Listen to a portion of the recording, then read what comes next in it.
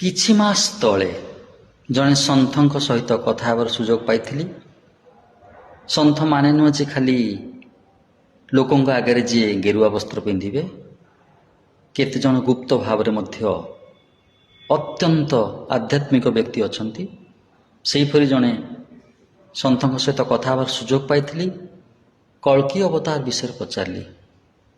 କହିଲେ, ବାବୁ ସେ ତ ବହୁତ ଗୁପ୍ତ କଥା, କହି ହୁଏନି, ଆବିର୍ଭାବ ହେଲାଣି, କିନ୍ତୁ ଯେମିତି ଶୁଣାଯାଉଛି ସେମିତି କଥା ନୁହଁ, ଇଏ ଗୋପନୀୟ କଥା।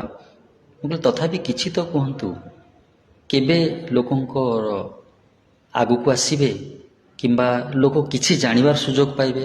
କହିଲେ ସମୟ ଆସିନି, ଆହୁରି ମିନିମମ୍ 12 ବର୍ଷ ପରେ। ମୁଁ କହିଲି ହଉ ତାହେଲେ। ଆଉ କିଛି କିଛି ପଚାରିଲି, ବୁଝେଇଲେ। ଏ କଥା ମୋତେ ଆଶ୍ଚର୍ଯ୍ୟ ଲାଗିଲା, ଏତେ ଗୋପନୀୟ କଥା ଆହୁରି ଅଛି। ମାଳିକାରେ ଯାହା ଲେଖା ହେଇଛି ସତ ହେଉଛି, ସତ ହେବ ମଧ୍ୟ, ଗୁପ୍ତ ଭାବରେ ଲେଖା ହେଇଛି। କେତେ ପ୍ରକାର ଲୀଳା ପ୍ରଭୁଙ୍କର।